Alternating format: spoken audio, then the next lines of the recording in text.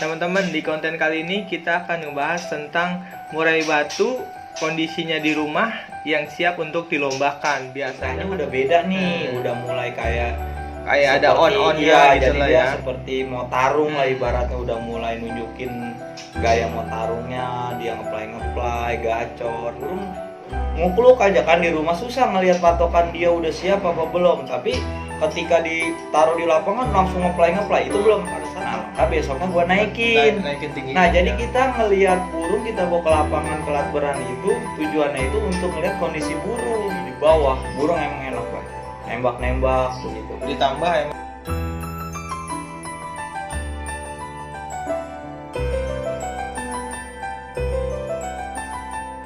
Oke, assalamualaikum warahmatullahi wabarakatuh. Balik lagi di channel kita, Fem Channel, bersama saya Fajrin dan Mimi Radi. Teman-teman, di konten kali ini kita akan ngebahas tentang murai batu kondisinya di rumah yang siap untuk dilombakan. Biasanya kan murai batu itu kelihatan tuh dari rumahnya juga, baik gimananya posisinya juga. Tapi kadang-kadang teman-teman juga nggak bisa jadi patokan sih. Kadang-kadang ada yang di rumahnya mungkin diem kayak gitu sih, baik. Kalau menurut pengalaman lu kayak gimana sih? Ya, kalau ngelihat patokan di rumah sih ya sebenarnya kita gini ngelihat burung itu dari, kalau gua sih awal dasar banget itu adalah kegacorannya. Kegacor. Tapi gini, berhubung gacor di sini kan relatif ada yang cuma bunyi biasa, ada yang bunyi nembak-nembak. Nah, jadi gini, kalau burung itu di rumah udah gacor, sebaiknya memang burung itu pasti gue bawa ke lapangan. Oh, pokoknya kalau dia udah mulai tingkat kegacorannya beda mungkin dari hari-hari sebelum-sebelumnya. Nah, itu iya kan. Jadi gini, itu kan setelah tahap pengondisian nih. Setelah tahap pengondisian, burung itu gacor, bunyi, gue lihat burung ini, wah kayaknya tingkahnya udah beda nih. Udah mulai kayak ada on-onnya gitu jadi lah dia ya. seperti mau tarung lah ibaratnya, udah mulai nunjukin gaya mau tarungnya, dia ngeplay, gacor. Nah, itu langsung gue bawa ke lapangan. Gue mau ngeliat, memang gini ya, berhubung murai batu karakternya banyak, itu susah kalau kita cuma nilai gini. Burung gue di rumah belum bongkar isian nih, tapi settingannya udah berarti belum bisa gue bawa ke lapangan. Itu nggak bisa juga jadi patokan begitu. Kadang karena ada murai gini di rumah bunyinya ngeriwik nih, ngeriwik aja. Giliran kita ke bawah ke lapangan, baru dibawa aja langsung udah ngeplay. Nah, ada juga burung yang di rumahnya ngukluk. Kita contoh kayak Omicron kan kemarin, burung ngukluk aja kan di rumah, susah ngelihat patokan dia udah siap apa belum. Tapi ketika ditaruh di lapangan langsung ngeplay, itu belum, pada saat belum naik. Nah, masih di bawah. Iya, ada juga yang ketika dia udah gacor, nembak itu lebih gampang sebenarnya kalau lihatnya karakternya begitu. Tapi gini, Bay, kalau menurut lu ada patokan gak sih? Jadi kan kita kan teman-teman misalkan kelihatan nih dia udah kondisi misal 2 minggu atau 3 minggu. Jadi kan ibaratnya masih begini aja nih, ibaratnya cuma gacor biasa. Nah, itu kalau untuk burung yang normal. Kalau burung yang normal itu gampang patokinnya, dia lebih gacor, agresif. Nah, misalkan dia udah mulai ngeluarin isian, itu kan burung normal. Karena karakter burung beda-beda. Ada juga burung yang diem aja di rumah, cuma gaya begini kan, maksudnya aktif lah, tetap aktif. Tapi begitu dibawa ke lapangan dia malah enak.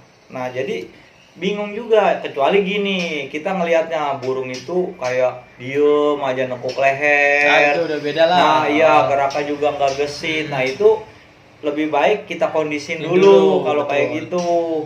Gue sih kalau di rumah gini ya, burung misalkan gue rawat seminggu 2 minggu, apapun hasilnya pasti gue bawa ke lapangan. Nah, karena untuk apa tujuan gue bawa ke lapangan? Jadi gue ambil contoh gini, ketika gue taikin burung ini, gue lihat kurangnya apa.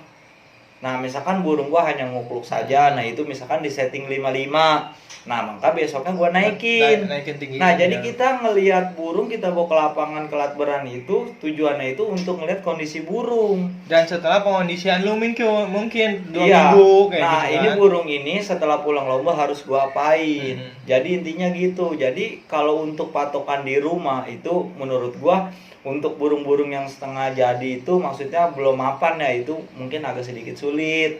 Tapi kalau burung yang udah mapan, maksudnya udah sering juara mah gampang. Wah, Iya, burung udah udah kelihatan. bongkar di rumah enaknya udah ngeplay kita bawa aja, kayaknya burung enak.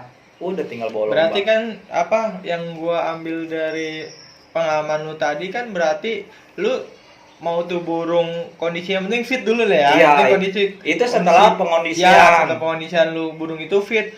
Mau itu lu kondisinya gacor atau gimana atau kurang gacor tapi dia emang ngeriwik tapi badannya fit. Berarti lu bawa aja dong ya berarti. Iya, ya? gua bawa. Jadi gini. Jadi tahu kedepannya mau diapain. Iya, kan? di lapangan itu kan belum tentu juga harus gua naikin. Karena gue juga ngeliat kalau di bawahnya juga bengong, diem aja malah nggak gerak-gerak. Nah itu kan burung berarti kan belum siap. Kecuali burung itu udah ngerespon, ibaratnya berdiri tegak, dia udah kadang bunyi sesekali 2 kali itu tetap gua naikin. Apapun hasilnya. Terus ada nggak yang burung misalnya pas udah lu bawa tapi nggak ada responnya tapi tetap lu naikin atau udah biarin aja orang kita mau ngeliat di lapangannya doang? Gua ngeliat kalau burungnya tetap bergerak, dia tetap gerak, maksudnya kayak tingkat waspada Respon walaupun lah, dia iya. nggak bunyi, itu gua naikin. Kecuali burung itu diem kayak burung sakit, Ya. tuh diem aja bengong kayak ngelamun, nah itu gua nggak taikin. Oh berarti lu juga ada patokannya berarti Iya, kan ya? jadi di lapangan itu gue juga punya patokan. Nah, misalkan gue tambahin jangkrik nih berapa, mulut tongkong berapa. Nanti gue lihat tingkah dia. Makanya itu kan yang udah gue bahas kemarin. Fungsinya ngablak rodong pada saat di lapangan kan kita fungsinya untuk ngelihat kondisi burung. Iya, betul. Kayak gitu. Oke teman-teman, jadi sebenarnya pengalaman kita itu beda-beda murai batunya. Yang penting kita kondisiin dulu aja burungnya udah enak. Iya, Ya, Bay. Baru udah. habis dari pengondisian itu baru bisa kita lihat di bawah lapangan. Iya, tapi Kayak kita gitu. juga harus ngelihat faktor umur. Jangan mentang-mentang burung di 7 bulan udah gacor, Iya. langsung kita adu aja. Jangan, itu tetap ada kita tunggulah, ibaratnya burung itu kan sebenarnya gini, sehebat-hebatnya burung muda kalau kepukul sama burung yang lebih tua itu pasti bakal fatal. Makanya gua anjurin burung mending sabarin aja di 9 bulan ke atas. Mending udah masterin aja. Di Gitu. 9 bulan ke atas pun teman-teman harus bisa main kriterianya dia. Iya. Kan ada kelas pastol gitu Kelas ya, Bay, ya. pastol. Nah, jadi gua kalau burung itu di rumah susah kita bikin patokan burung ini bakalan kerja di lapangan. Itu nggak bisa kalau burung ngasih yang setengah Iya, bahan. betul. Nah, jadi gua ngelihat burung itu setelah gua kondisiin kayaknya tapi udah ada perubahan tingkahnya. Nah, itu gua bawa ke lapangan. Nah, nanti setelah kita pulang ke lapangan burung itu pasti bakal lebih gacor. Oh, berarti hasilnya itu setelah kita lihat di rumah itu pas habis kita dari lapangan juga kita tahu apa yang harus kita lakuin ke depannya kan. Nah, gitu kadang ya. karena begini, karena gua matokin di rumah gini, kadang ada burung yang gue setting misalkan jangkriknya 10-10 nih. Burung enak di rumah nembak-nembak isian. Tapi ketika gue bawa ke lapangan nih di bawah, burung emang enak, Bay.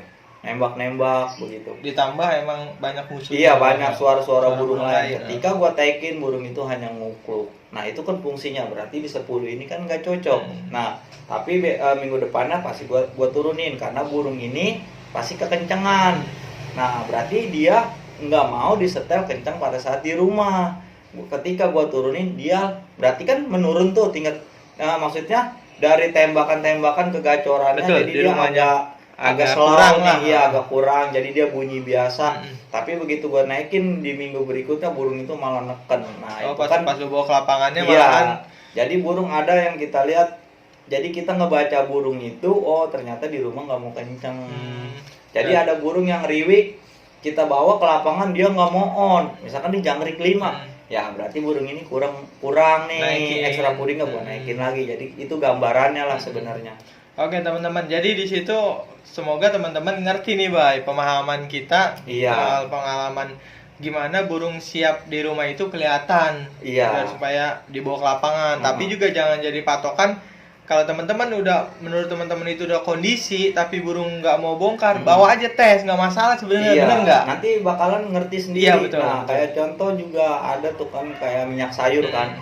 Minyak sayur itu kalau gua gamblok, misalkan bawa menuju lapangan, dia kalau dia gacor bongkar-bongkar isian pada saat gua gamblok itu nggak Malahan bakal nggak kerja. kerja, ya? Iya. Kecuali dia posisinya dia dari gua gamblok di rumah pun di rumah ngukuluk doang. Gua gendong dia diem aja. Iya, itu nah, malah enak, di ya? lapangan malah on. Nah, jadi intinya seperti itu. Gitu contohnya. teman-teman. Jadi sebenarnya karakter murai batu itu beda-beda. Jadi nanti kita bakal ngerti sendiri sama si burung Iya. itu, bener nggak? Iya, jadi gua kasih contoh gini. Minyak sayur itu misalkan gue setting 77, itu di rumah isian jenggot gereja, kita gantung apalagi di teras, itu ngeplay enak. Pasti kita punya pikiran bakalan Siap. kerja di lapangan. Tapi begitu gue bawa hasilnya jong. Tapi ketika jangkriknya gue turunin di 5, itu kroto juga sedikit banget lah seujung sendok. Nah itu dia agak kegacoran ngupluk. Tapi ketika gue bawa ke lapangan, itu malah kerjaan makan musuh. Nah jadi kita gambarannya seperti itu contohnya lah. Jadi kalau mungkin minyak sayur si Om Emi udah otak-atik, jadi dia udah tahu banget lah. Iya, gitu. karakternya dia. Nanti mulai teman-teman juga bakalan kayak gitu, Bay. Nanti Iya. bakalan ketemu sendiri sama teman-teman, ntar harus diapain kayak Iya, gitu. benar. Kalau teman-teman di konten ini ada yang perlu tanyain soal murainya mungkin, Bay. Iya, Nanti di komen kita bales satu-satu. Kalau ada permasalahan lain pun kita bakalan angkat kalau teman-teman minta pertanyaan atau minta diangkat ke konten selanjutnya gitu ya, Bay. Pesan-pesan buat teman-teman, Bay, sebelum kita akhiri video kali ini soal pembahasan kita kali ini. Ya intinya gini, jangan pernah takut untuk mencoba. Nah, nggak apa-apa, main ke lapangan, kita ablak murai batu kita lihat responnya. Kalau memang kita rasa burung itu enak, taikin nggak masalah lah di tiket-tiket murah. Tapi kalau seperti yang gue bilang tadi, burung itu diem, bengong, nggak bergerak, itu mending gak usah ditaikin. Kalau dia masih ada, maksudnya lincah, tapi dia nunjukin respon sama burung walaupun nggak bunyi, nggak apa-apa dicoba. Betul, jadi betul. itu buat ngelihat settingan dan perawatan kita pada saat Iya, di rumah. Jadi besok bisa kita otak-atik lagi kayak Harus gitu. diapain ya? Iya kayak gitu. Oke teman-teman, terima kasih untuk video kali ini. Assalamualaikum warahmatullahi wabarakatuh. Waalaikumsalam warahmatullahi wabarakatuh.